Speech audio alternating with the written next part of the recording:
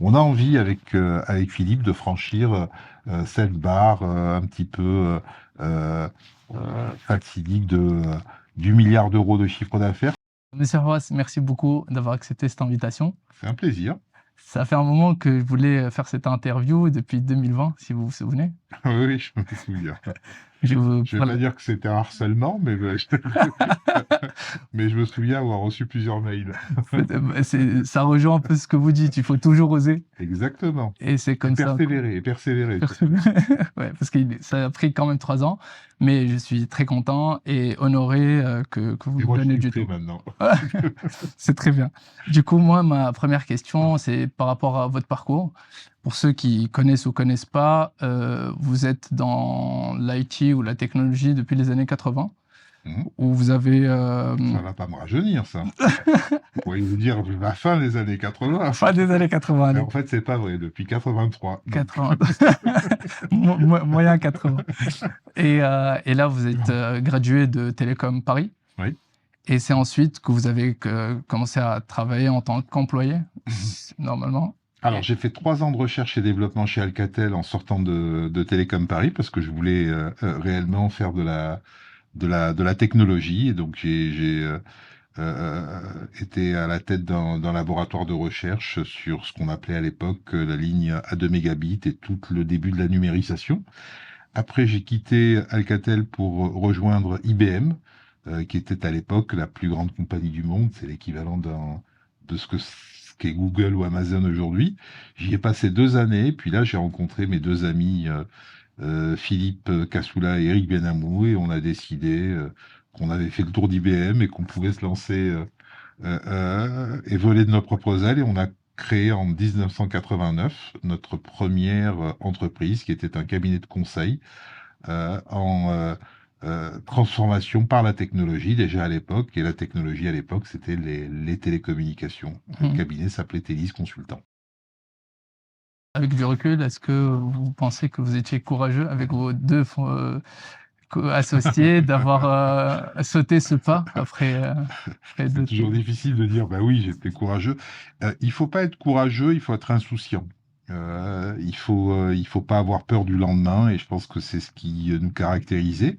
Il faut avoir envie de le faire ensemble, et c'est vrai qu'il y avait une alchimie parfaite entre Eric, Philippe et moi à tous les niveaux, à tous les étages, avec un bon socle commun. Le premier, c'est qu'on était tous les 3 ingénieurs télécoms, donc on parlait le même langage.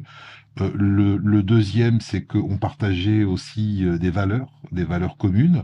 On avait le goût de l'excellence, on avait le goût du partage, on avait une ambition débordante et une très forte complémentarité. Eric est juif, je suis musulman, et Philippe est chrétien, donc ça donne déjà une complémentarité humaine fantastique. Mais Eric était très fort dans tous les domaines des ressources humaines. Philippe est toujours très fort dans tout ce qui est marketing et développement des offres. Et moi, j'adore les chiffres et j'aime bien voir loin, donc tout ce qui est stratégie et chiffres. Donc c'est cette complémentarité qui a fait le succès de cette première entreprise, puis la deuxième, et puis aujourd'hui la troisième, puisque Talent est notre troisième aventure commune. On va revenir sur peut-être la première ou deuxième expérience, c'est Valoris. Ouais. Si je dis pas de bêtises. Télis s'est transformé en Valoris. Ok. Et moi, ce qui m'impressionne en regardant, parce que vous avez refait pour l'histoire en 2001, la Valoris, enfin l'activité de Valoris a cessé. Vous avez relancé une autre entreprise qui est Talent. Et le fil conducteur ou la chose qui m'a impressionné le plus, c'est la faculté que vous avez, vous trois, de passer d'un petit nombre, parce qu'il faut commencer à 3, et de vite monter en des milliers de collaborateurs.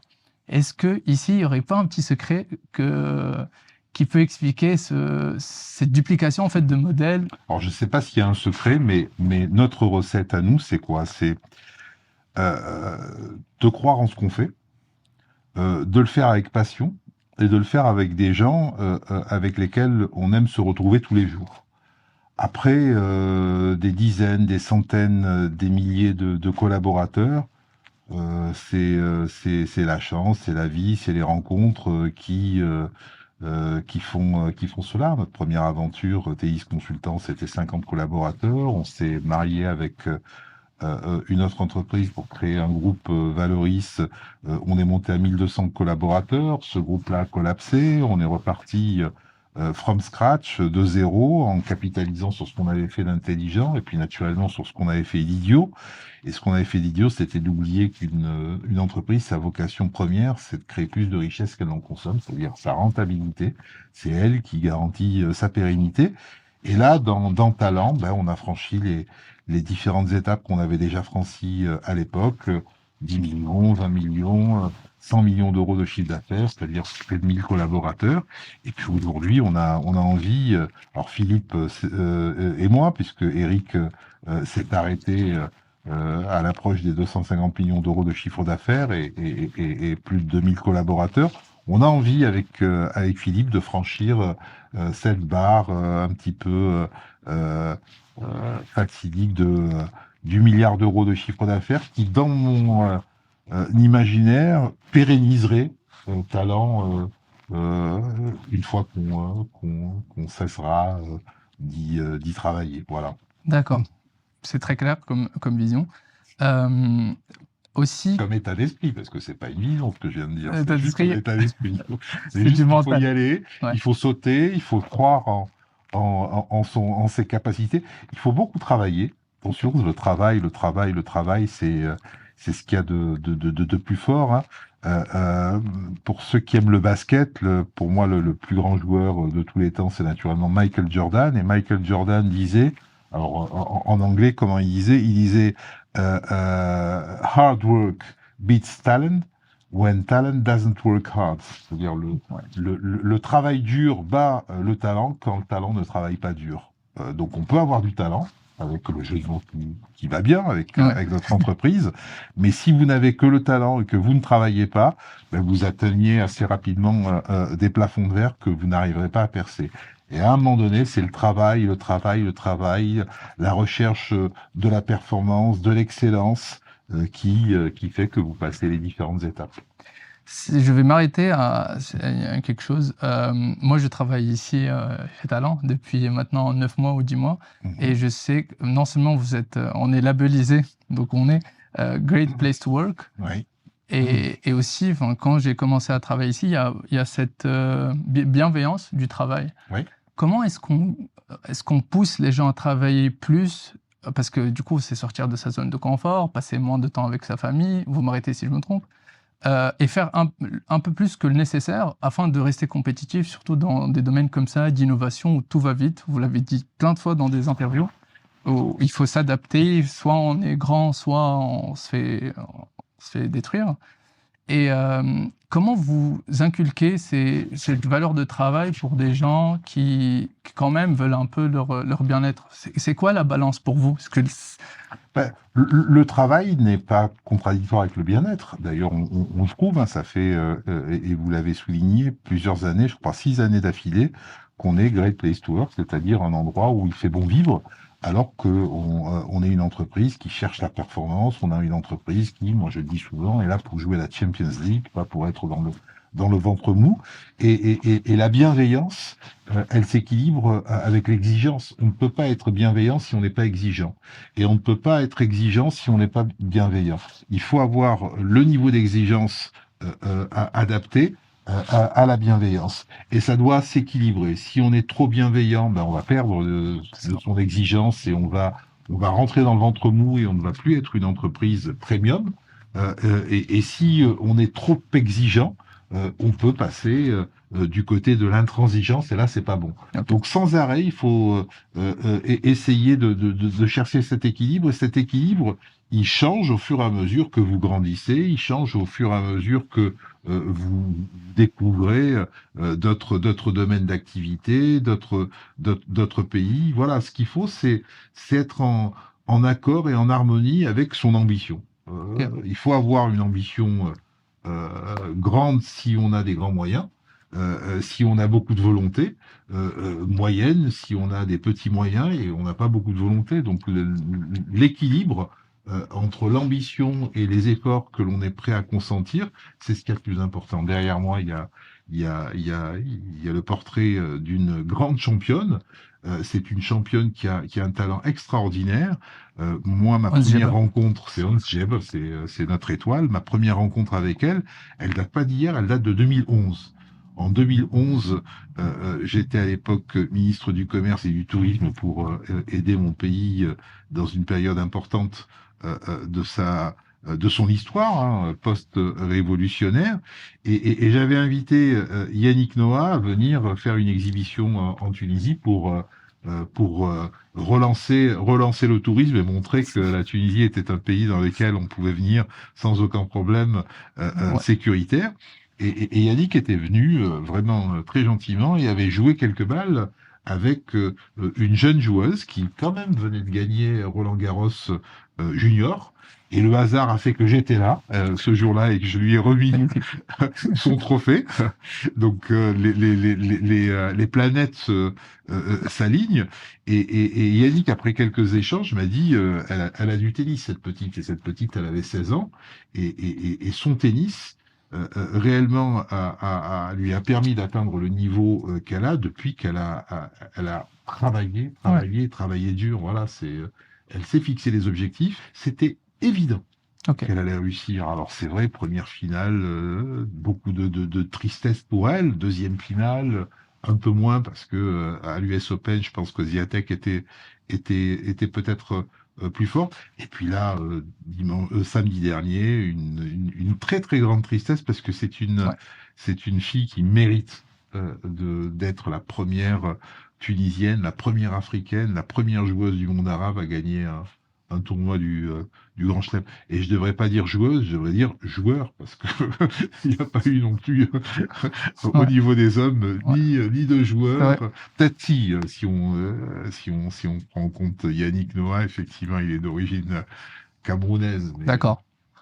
Faudrait entrer dans donc cette sphère. ça sera la première joueuse africaine. Voilà. Ben, on salue Hans Jaber Et et on la salue et ouais. vraiment, sa tristesse doit être compensée par l'immense fierté qu'elle donne à tout un peuple tunisien, à tout un continent.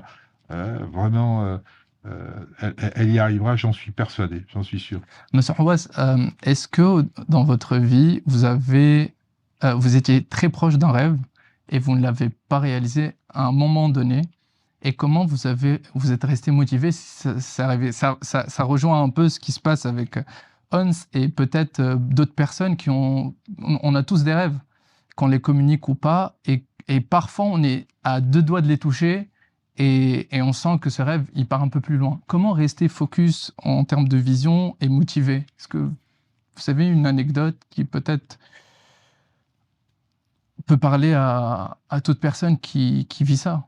Moi, j'ai toujours eu comme philosophie d'avoir des rêves grands et d'avoir des barres très hautes, peut-être instinctivement pour me dire ce qui est le plus important, c'est pas d'atteindre le rêve ou c'est pas de passer la barre, mais c'est le chemin qu'on parcourt. Et un jour, je discutais avec le patron d'un grand fonds international qui avait gagné énormément d'argent et qui, en quittant le fonds, m'a dit, le jour où j'ai arrêté, je savais plus quoi faire et en fait, je n'avais plus de rêve. Oui. Et quand je lui ai expliqué, moi, la façon dont je rêvais, il m'a dit, j'aurais dû rêver comme toi. C'est-à-dire un rêve inatteignable pour pouvoir tout le temps Wow. être en train de courir derrière.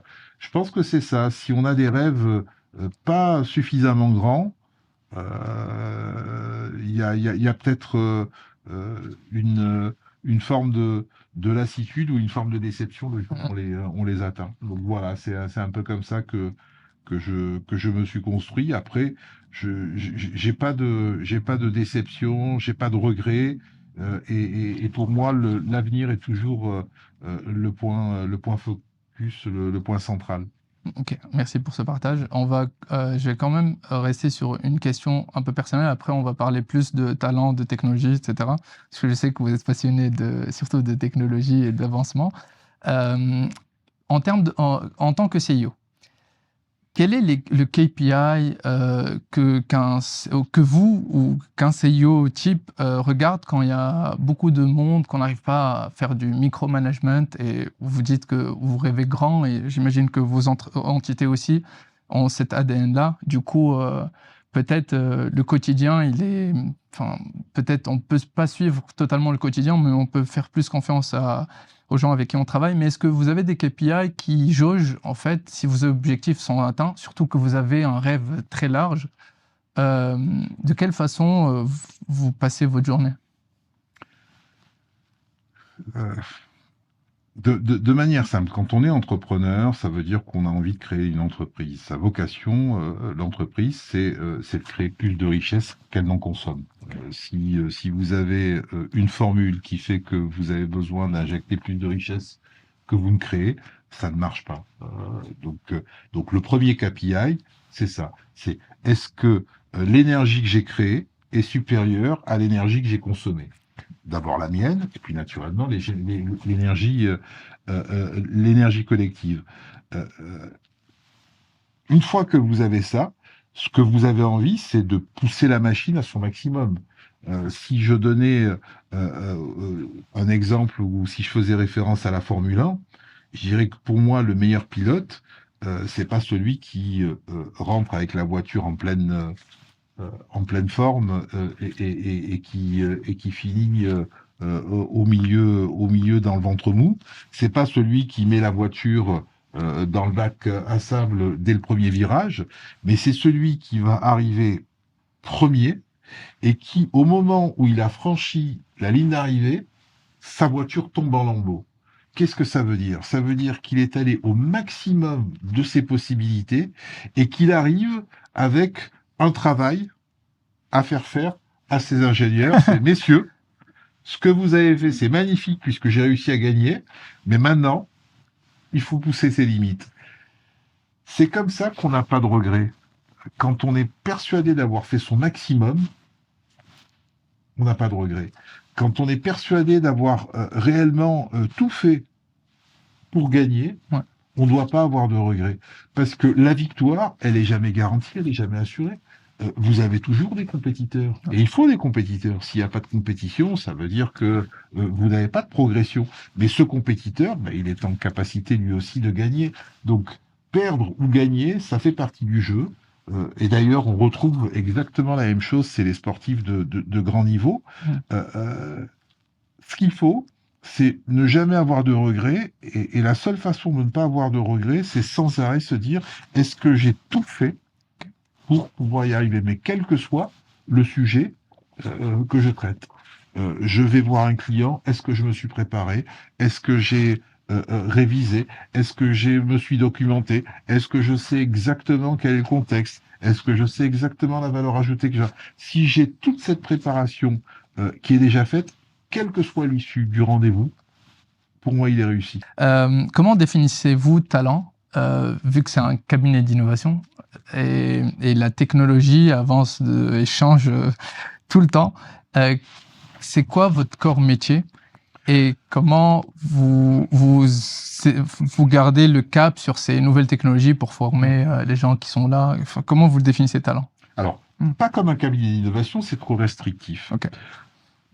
Nous, le métier que l'on fait depuis 35 ans maintenant, c'est comprendre les technologies nouvelles, les technologies en rupture, et essayer de les utiliser comme accélérateur de la transformation de nos clients.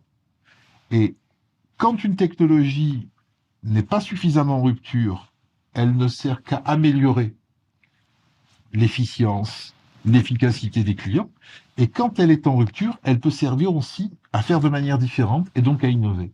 Et donc si je dois définir talent, c'est je conseille, je choisis les technologies, je ne me contente pas de conseiller, je m'engage sur les conseils que je donne par la réalisation, c'est-à-dire que je dois participer et je dois réaliser les projets sur lesquels j'ai embarqué mes clients.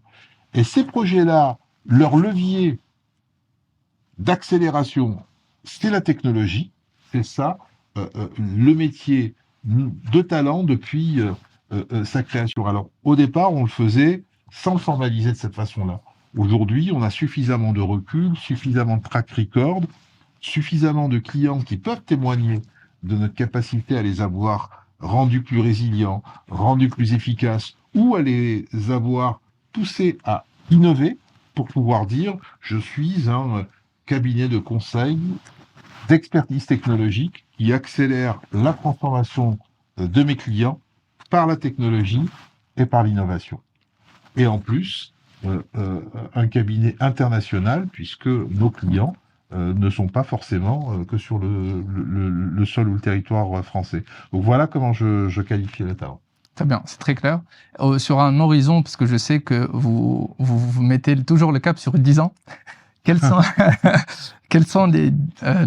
comment vous voyez les choses sur 10 ans? Est-ce que vous avez un plan stratégique qui va permettre à Talent, la prochaine décennie, d'arriver à un certain cap au niveau de la technologie, au niveau de l'expertise, au niveau de la reconnaissance internationale? C'est quoi cette vision? Alors la vision, elle doit toujours être loin, c'est-à-dire on doit avoir un point GPS qui est le plus loin possible.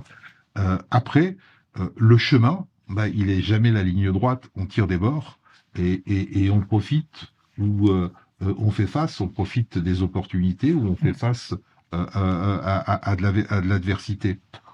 Aujourd'hui, Talent a atteint une taille qui l'autorise soit à devenir un généraliste, soit à être un grand spécialiste. Et clairement, j'ai fait le choix que Talent devienne un grand spécialiste dans le conseil et l'expertise technologique, accélérant la transformation de ses clients par la data, la valorisation de la donnée et par l'innovation. Et ça, c'est une feuille de route qui peut tenir encore jusqu'à 2030. Nous sommes avec les technologies qui valorisent la donnée sur des technologies réellement en rupture. Qu'est-ce que ça veut dire, des technologies en rupture? En 2001, la bulle Internet a explosé parce que la technologie était en retard sur la promesse. Le marché, les clients, les utilisateurs ont eu une imagination que la technologie ne savait pas servir. Aujourd'hui, on est dans une dynamique inverse, c'est-à-dire qu'on a une technologie qui sait tout faire et qui dépasse toute notre imagination. Il n'y a rien que l'on puisse imaginer dans la valorisation de la data que l'on ne saurait faire. Et ça, c'est une période extraordinaire pour justement innover, améliorer, rendre plus efficace et plus résilient tous nos clients. Et ça, c'est une feuille de route sur laquelle moi j'ai envie que Talent soit reconnu comme le spécialiste de la transformation par la data, de l'innovation par la data, et pas uniquement sur le continent européen, mais sur les 5 continents. Pour la spécialisation en termes de technologie, comment est-ce que les gens qui travaillent ici restent à jour? Parce qu'on sait que c'est des technologies qui viennent de partout dans le monde. Heureusement, il y a pas mal de documentation. Mais pour ces technologies, pour qu'on reste avancé et à la page... C'est dans notre ADN. Notre ADN, c'est d'être sur les technologies d'aujourd'hui et de demain, ni celles d'hier, ni celles d'après-demain. Pas rocket science et pas sur les technologies. Pour pouvoir être sur ces technologies-là, on a actionné un certain nombre de leviers. Nous, on est à une taille d'entreprise qui est extraordinaire. C'est ce qu'on appelle les ETI, les entreprises de taille intermédiaire. C'est-à-dire que on est suffisamment grand pour avoir les moyens de financer notre innovation et suffisamment petit pour avoir cette agilité et cette capacité à réellement engager des actions innovantes. La première d'entre elles, ça a été de créer maintenant, il y a 3 ans, en Tunisie, en France et bientôt au Canada, l'Innovation Factory, ce centre d'innovation, de recherche et d'innovation, avec plus de 20 chercheurs, plus de 20 docteurs et doctorants qui sont venus rejoindre Talent pour travailler sur les sujets liés à la valorisation de la data avec des domaines d'application pour nos clients. D'accord. Et ça nous donne un cran d'avance, ça nous donne un coup d'avance par rapport à nos compétiteurs, et ça nous permet sans arrêt de tirer tout le groupe vers des technologies. Quand il s'agit de parler de blockchain, on a été la première entreprise à s'intéresser à cela. On a été la première entreprise, peut-être trop tôt, mais il vaut mieux être trop tôt que trop tard, à réellement maîtriser cette technologie qui aujourd'hui est une technologie qui devient une technologie de base, non pas dans la crypto-monnaie, chose à laquelle je n'ai jamais cru, mais dans toute la traçabilité et dans tout ce qui va venir alimenter les supply chains. Le métaverse est un sujet sur lequel on a investi dès le départ en créant le premier observatoire du métaverse, dont Philippe Cassoula est le président, en investissant de manière assez importante sur ces sujets-là. Hans Gebel, l'année dernière, son premier trophée à Madrid, elle est venue le présenter dans le métaverse à Talent Tunisie. Ah ouais. Aujourd'hui, on inboard nos nouveaux consultants en Tunisie dans le métaverse. Est-ce que le marché a démarré? Est-ce qu'il est mûr? Pas encore. Mais nous avons dompté et apprivoisé cette technologie. Et nous sommes prêts à accompagner nos clients dans une dynamique innovante, intégrant monde virtuel et monde réel. Les IoT sont un domaine d'activité sur lequel on travaille énormément parce que ce sont des capteurs qui ont donné lieu à des réalisations de type smart grid, les compteurs intelligents, que ça soit Linky, que ça soit Gaspard pour GDF Suez. Toutes ces technologies-là captent les informations d'objets connectés, 20, 30 ou 40 milliards aujourd'hui, sans doute plus de 200 milliards dans les 3 prochaines années. On ne peut pas, quand on conseille des entreprises qui sont nos clientes, leur dire aujourd'hui, il y a peut-être 50 ou 60 milliards d'objets qui balancent les informations, mais ça, c'est pas grave, vous n'en avez pas. Non. Le paradigme a changé. Il y a 20 ans, une entreprise, pour prendre une décision, allait analyser 90% d'informations qu'elle détenait dans ses propres bases. Aujourd'hui, une entreprise qui n'analyse pas 90% d'informations qu'elle ne détient pas, qui viennent soit des IoT, soit des réseaux sociaux, ne prend pas la bonne décision. J'aurais une question au niveau du recrutement et des jeunes que Talent cible. Est-ce qu'il y a quelque chose qui définit un talent avec un AN? Oui, il faut qu'il soit passionné, il faut qu'il soit curieux, il faut qu'il ait le goût de l'exigence, il faut qu'il soit ambitieux et qu'il ait envie de travailler en équipe. Parce qu'aujourd'hui, il n'y a rien qui puisse être fait sans une équipe pluridisciplinaire et soudée. Et c'est à ce titre-là qu'on a réussi à marier plusieurs métiers, le conseil, l'expertise technologique, et puis la capacité à réaliser des projets. Donc le profil type du talent que l'on va chercher, c'est celui-là. Merci infiniment. C'est un vrai plaisir. Ça valait la peine d'attendre 3 ans. Voilà.